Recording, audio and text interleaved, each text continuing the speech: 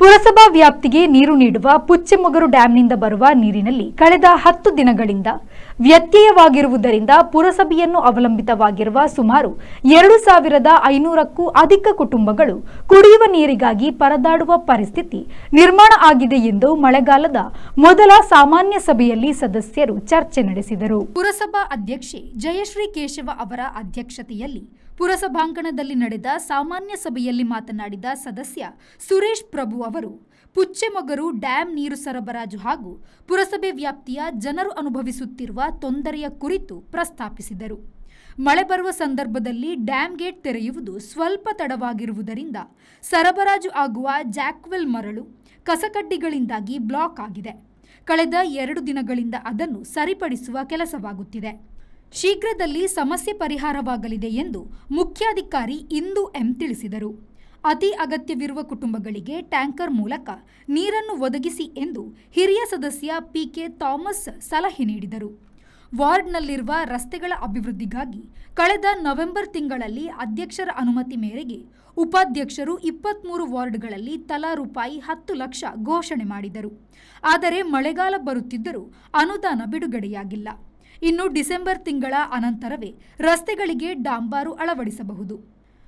ಆದರೆ ಅಕ್ಟೋಬರ್ ತಿಂಗಳಲ್ಲಿ ಆಡಳಿತದ ಅವಧಿ ಮುಗಿಯುವುದರಿಂದ ಅನುದಾನ ಘೋಷಣೆಯು ಬಾಕಿ ಉಳಿದು ಯಾವುದೇ ಪ್ರಯೋಜನವಾಗದಂತಿದೆ ಎಂದು ಸದಸ್ಯ ಸುರೇಶ್ ಪ್ರಭು ತಿಳಿಸಿದರು.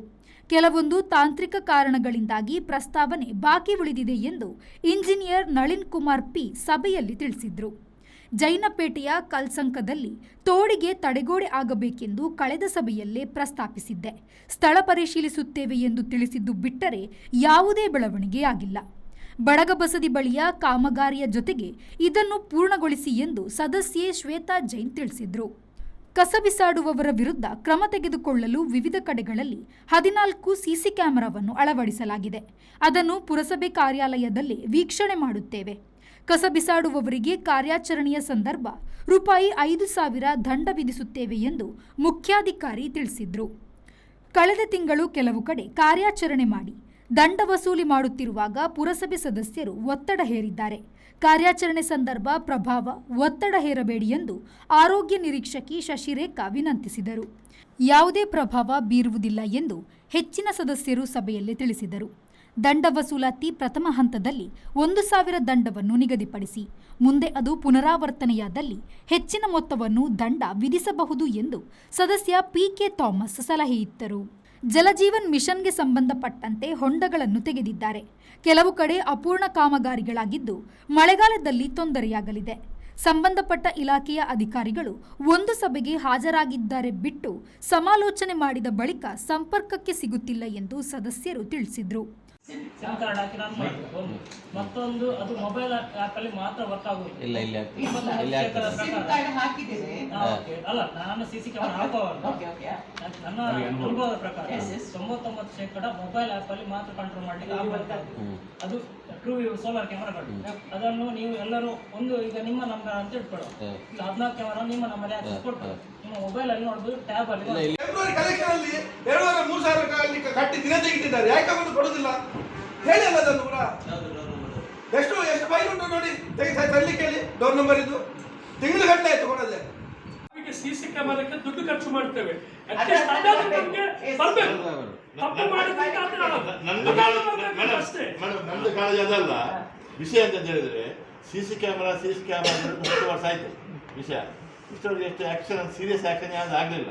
ಈಗ ನೀವು 15 ಕ್ಯಾಮೆರಾ ಹಾಕಿ ರೆಕಾರ್ಡ್ ಮಾಡಿ ಕರೆಕ್ಟ್ ಮಾಡ್ತಾ ಇದ್ದೀರಿ. ನನ್ನ ಲೆಕ್ಕದಲ್ಲಿ ಪ್ರತಿ ವಾರಕ್ಕೆ ಒಂದು 5-10 ಅದನ್ನು ಹಿಡಿದು ನೀವು ಅದನ್ನು ಪೇಪರಲ್ಲಿ ಹಾಕಿ ಅವ್ರು ಪೆನಾಲ್ಟಿ ಕಲೆಕ್ಟ್ ಮಾಡ್ತಾರೆ. ಪೆನಾಲ್ಟಿ ಮಾಡಿದ್ರೆ ನೀವು 5,000 ಹಾಕಿದ್ದಾರಲ್ಲ, ನಾನು ಒಂದು ಸ್ಕೂಟರ್ ಹೋಗ್ತಾ ಎಣಿಸುವ, ಸ್ಕೂಟರ್ ಹೋಗುವ ನಾನು ಒಂದು ಹಾಕಿದ್ದೇನೆ. ಅದು ₹500. ಒಂದು ರೋಡ್ ಇರುವುದಿಲ್ಲ. ಅಲ್ಲ ಸರ್, ಇದು ಸರ್ ಒಟ್ಟಿಗೆ ಆಗದಿದ್ರೆ ನಾವು ಟೆಕ್ನಿಕಲಿ ಮಾಡಿ ರೋಡ್ ಮಾಡುವಾಗ ಅದಕ್ಕೆ ಒಂದು ಡ್ರೈನ್ ಇರ್ತೀರಾ. ಸೊ ಎಸ್ಟಿಮೇಷನ್ ಮಾಡ್ಲಿಕ್ಕೆ ಅಷ್ಟೇ ಕಾಂಪ್ಲೆಕ್ಸನ್ ಇದೆ. ಇಲ್ಲ ಸರ್, ಇದರಲ್ಲಿ ಯಾವಾಗಲೂ ಡ್ರೈನ್ ಇಲ್ಲ ಸರ್. ಇದು ಮರುಡಾಮರೀಕರಣ. ಬೇರೆ ಪಂಪ್ ಇಲ್ಲ ಸರ್. ನಮ್ಮತ್ರ ಇಲ್ಲ. ನಾವು ಮೇಂಟೆನೆನ್ಸ್ ಕೊಟ್ಟಿದ್ದಾರೆ. ಅವರು ಕೊಟ್ಟಿದ್ದಾರೆ. ಅವರು ಇಲ್ಲಿ ಮೇಂಟೆನೆನ್ಸ್ ಕೊಟ್ಟಿದ್ದಾರೆ. ಅವರೇ ಹಾಕಬೇಕು.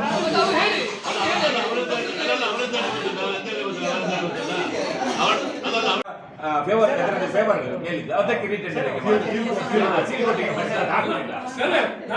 ತಿಂಗಳಿಗೆ 2 ಲಕ್ಷ ಕೊಡುತ್ತಾರೆ. ನಾವು ಪಂಪ್ ದುಡ್ಡು ಅವರಿಗೆ ತಿಂಗಳಿಗೆ ಅಲ್ಲ ಸ್ವಾಮಿ, ಪಂಪ್ ಎಲ್ಲ ಅದರಲ್ಲೇ ಬರ್ಬೇಕು. ಪಂಪ್ ಒಮ್ಮೆ ಕೊಟ್ಟಿದ್ದೇವೆ ನಾವು, ರಿಪೇರಿ ಎಲ್ಲ ಅದರಲ್ಲೇ ಬರ್ಬೇಕು ಅದು. ಮತ್ತೆ 2 ಲಕ್ಷ ಕೊಡುದು ಯಾಕೆ ನಾವು? ತಿಂಗಳಿಗೆ 2 ಲಕ್ಷ ಎಷ್ಟು ಉಂಟು ಸ್ವಾಮಿ? ಬಾಡಿ ಕಾರ್ಡ್ ಕೊಡ್ತಾರ? ಯಾರು ಜವಾಬ್ದಾರಿ? ನೀವು ನಿಮ್ಮ ತರ ಭಾರವನ್ನು ನಮ್ಮ ಹೆಗಲಿಗೆ ಇಡುವುದು ಬೇಡ. ವಿಷಯ ಅಂತ ಹೇಳಿದ್ರೆ 5 lakhs ತನಕ ನನಗೆ ಪವರ್ಸ್ ಇದೆ, 30 lakhs ತನಕ ಕೌನ್ಸಿಲ್ ಬಾಡಿಗೆ ಪವರ್ಸ್ ಅಲ್ಲ, ಇದೆ. ಇನ್ನು ಮತ್ತೆ ಕೌನ್ಸಿಲಿಂಗ್ ಬಾಡಿಗೆ ಆಗಿದಂತ ಸಣ್ಣದು ವಾರ್ಡಿಲ್ಲ, ಆದ್ರೂ ಇನ್ನು ಪುನಃ ಟೆಂಡರ್ ಕರೆದು ಮಾಡುವಾಗ ತುಂಬಾ ಲೇಟ್ ಆಗುತ್ತೆ. ಅಲ್ಲ, ಕೌನ್ಸಿಲಿಂಗ್ ಬಾಡಿಗೆ ಆಗಿದಂತ ಸಿಸಿ ಅಪ್ರೂವ್ ನಿಮ್ಮ ಟೇಬಲ್ ಇಂದ ಅದು ರಿಕವರಿ ಮಾಡ್ಕೊಂಡಿದ್ದ. ಒಂದು ವಿಷಯ ಹೇಳ್ತೇನೆ ಕೊಡಗಪ್ಪ, ಈಗಲೇ ವರ್ಕ್ಗೆ ಅಮೌಂಟ್ ಇಟ್ಟು ತುಂಬಾ ಸಮಯ ಆಯ್ತು, ಗೊತ್ತಾಯ್ತಾ? ಸಣ್ಣ ಸಣ್ಣ ಫಾಲ್ಟ್ ಅನ್ನು ಇಟ್ಕೊಂಡು ಅಲ್ಲ, ಬಾಕಿ ಎಲ್ಲ ಇಷ್ಟ ತನಕ ಕೊಡ್ಲಿಲ್ಲ ಉಪಾಧ್ಯಕ್ಷರೇ, ನೀವು ಕೊಡ್ಲಿಲ್ಲ. ಕೊಡ್ಲಿಲ್ಲ ಇಷ್ಟ ತನಕ ನೀವು ಕೊಡ್ಲಿಲ್ಲ. ನಾನು ಹೇಳುದು ಕೇಳಿ, ಅದನ್ನ ಮಾತಾಡ್ತಿದ್ದೇನೆ ನಾನು. ಹೇಳಿದ್ದನ್ನು ನಾನು ಒಪ್ಪಿಕೊಳ್ತೇನೆ. ಸಣ್ಣ ಸಣ್ಣ ಪಾಯಿಂಟ್ ಇಟ್ಕೊಂಡು ನೀವು ಕೆಲಸವನ್ನು ಡಿಲೇ ಮಾಡೋದು ಬೇಡ. ಅಲ್ಲ, ನಾನು ಎಲ್ಲ ವಾರ್ಡ್ಗಳಲ್ಲಿ ಕೂಡ ಕೆಲಸ ಆಗ್ಬೇಕು.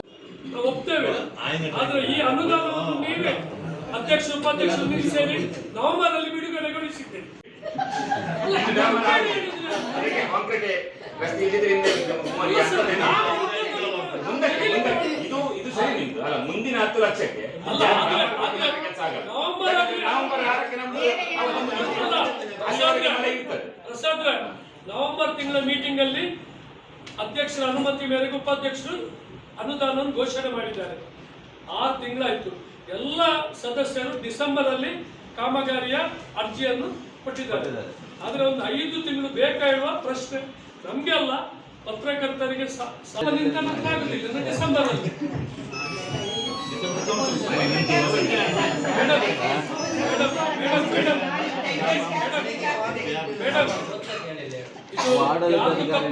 ಮಾತಾಡುದಿಲ್ಲ. ಅನುದಾನವನ್ನು ನವೆಂಬರ್ ತಿಂಗಳ ಮೀಟಿಂಗ್ ಅಲ್ಲಿ ನೀವು ಘೋಷಣೆ ಮಾಡಿದ್ದೀರಿ. ಡಿಸೆಂಬರ್ ಒಳಗೆ ಕಾಮಗಾರಿದ ಹೆಸರನ್ನು ಎಲ್ಲ ಸದಸ್ಯರು ಕೊಟ್ಟಿದ್ದೇವೆ. ಈಗ ಮಳೆ ಬರುವ ತನಕ ಯಾಕೆ ಮುಂದೆ ಹೋಗಿ ವರ್ಕ್ ಮಾಡಿದ್ದಾರೆ, ಒಂದು ವೇರಿಫಿಕೇಶನ್ ಕಳಿಸಬೇಕು, ಅದನ್ನು ಫಾಲೋಅಪ್ ಮಾಡಿದ್ದಾರೆ. ಅವರ ಬೇರೆ ಬೇರೆ ಇಲಾಖೆ ಎಲ್ಲೆಲ್ಲ ಹಾಕಿದ್ದಾರೆ, PWD ಉಡುಪಿದ ಹಾಕಿದ್ದಾರೆ, ಇಲ್ಲಿ ಮಂಗಳೂರು ಹಾಕಿದ್ದಾರೆ, ಸುಮಾರು ದೂರದ ಹಾಕಿದ್ದಾರೆ, ಶಿವಮೊಗ್ಗದ ಹಾಕಿದ್ದಾರೆ. ಅವರ ಆಫೀಸಿಗೆ ಡಾಕ್ಯುಮೆಂಟ್ ಕಳಿಸಿ ಅವರ ಎಕ್ಸಿಕ್ಯೂಟಿವ್ ಇಂಜಿನಿಯರ್ ಇವರು ಹೌದು ಇಲ್ಲಿ ಡಾಮರ್ ಮಾಡಿದ್ದಾರೆ ಅಂತ ವೆರಿಫೈ ಆದ ಮೇಲೆ ಅದನ್ನು ನಾವು ತಗೊಂಡು ವಾಪಸ್ ಟೆಕ್ನಿಕಲ್ ಅಪ್ರೂವಲ್ಗೆ DC-ಗೆ ಕಳಿಸಬೇಕು. DC-ಯಿಂದ ಟೆಕ್ನಿಕಲ್ ಅಪ್ರೂವಲ್ ಬಂದ ಮೇಲೆ ವಾಪಸ್ ನಿಮ್ಮ ಮೀಟಿಂಗ್ ಅಲ್ಲಿ ವಾಪಸ್ ನಾವು DC-ಗೆ ಅಡ್ಮಿನ್ ಅಪ್ರೂವಲ್ ಕಳಿಸಬೇಕು. ಇಷ್ಟು ಪ್ರೊಸೀಜರ್ ಇದ್ದ ಕಾರಣ ಇಷ್ಟು ಇದು ಟೈಮ್. ಇನ್ನೊಂದು ಏನಂದ್ರೆ ಡಿಸೆಂಬರ್ 15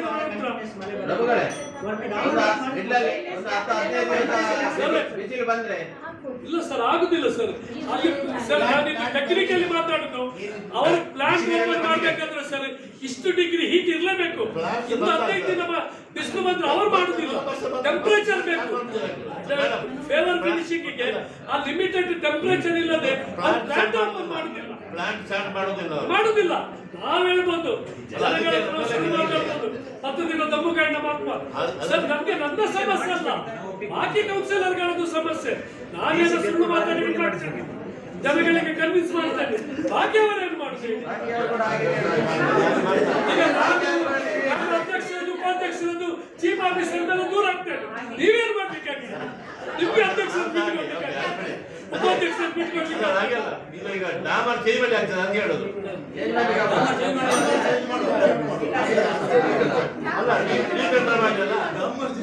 ಯಾವುದೇ ಒಂದು ಫೈಲ್ ಎಷ್ಟೆಷ್ಟು ಪೆಂಡಿಂಗ್ ಉಂಟು ನೋಡಿ. ನಾಡ್ದು ನಮ್ಗೆ ಸಹ ದೂರ ಇರ್ಬೋದು, ಆದ್ರೆ ನಮ್ಮ ಸ್ಟಾಫ್ಗಳ ಬಗ್ಗೆ ನಾವು ಉಸ್ತುವಾರಿ ಸಚಿವರ ಹತ್ರ ದೂರ್ಲಿಕ್ಕೆ ನಮ್ಮ ಮನಸ್ಸಿಲ್ಲ. ಆದ್ರೆ ಜನಗಳ ಆಕ್ರೋಶ ಜಾಸ್ತಿ ಆದ್ರೆ ನಾವು ದೂರ ಕೊಡ್ಲೇಬೇಕಾಗ್ತದೆ. ಅದಕ್ಕಿಂತ ಎಲ್ಲವನ್ನು ಕಳಿಸಿ. ಈಗ ನೋಡಿ, ಉಪಾಧ್ಯಕ್ಷರ ಬಾಯಿಂದ ಬಂತು ಸಾವಿರಾರು ಕಂಪ್ಲೇಂಟ್ ಬರ್ತಾ ಇದೆ ಅಂತ. ಡೋರ್ ನಂಬರ್ ಯಾವುದೇ ಒಂದು ಫೈಲ್ ಎಷ್ಟೆಷ್ಟು ಅದಕ್ಕೆ ಬಿಲ್ ಕಲೆಕ್ಟರ್ ಹೋಗ್ಬೇಕು, ಅವರು ಅಗತ್ಯ ಅವರು ರ್ಯಾಂಡಮ್ ಆಗಿ ಚೆಕ್ ಮಾಡ್ಬೇಕು. ಯಾಕಂದ್ರೆ ಬಿಲ್ ಕಲೆಕ್ಟರ್ಸ್ ಹೋಗ್ತಾರೆ, ಹೋಗುದಿಲ್ಲ. ಯಾಕೆಂತ ಹೇಳಿದ್ರೆ ನಿಮ್ಮ ಆಫೀಸ್ನವರು ಮಾಡಿದ್ಮೇಲೆ ಒಂದು ನಿಮ್ಗೆ ನಂಬಿಕೆ ಇರ್ಬೇಕು, ಅವ್ರು ಮಾಡಿದ್ ಸರಿ ಉಂಟಂತ ಹೇಳಿ. ಇಲ್ಲಾಂದ್ರೆ 3 ಜನ ಹೋಗ್ತಾರೆ.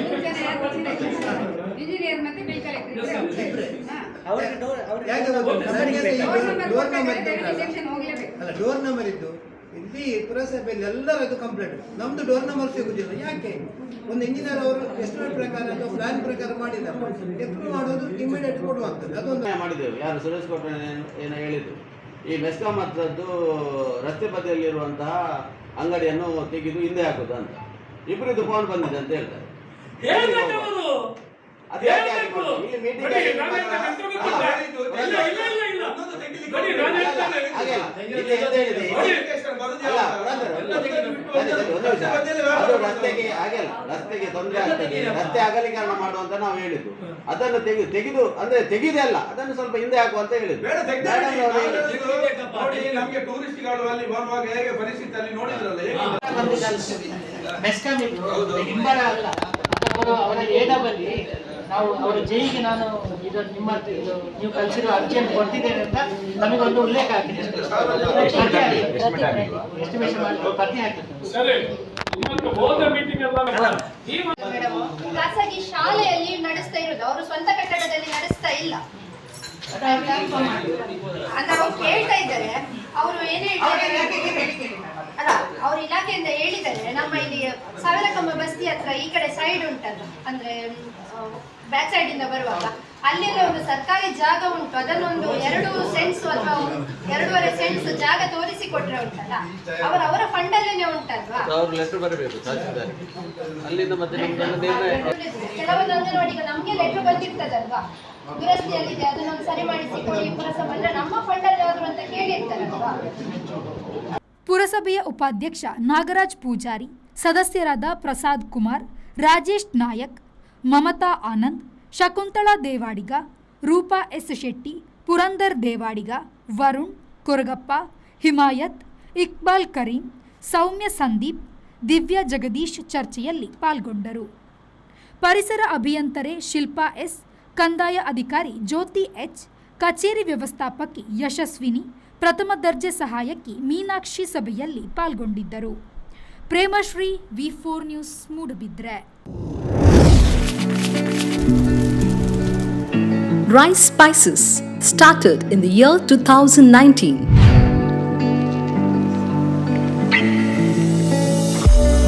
Today we have crossed 45 plus products. All our products are pure and natural without any adulteration. The products have authentic recipes. Process of preparation is also in a traditional way. We supply products to different supermarkets, retail shops, and we take up bulk orders for hotels and caterers.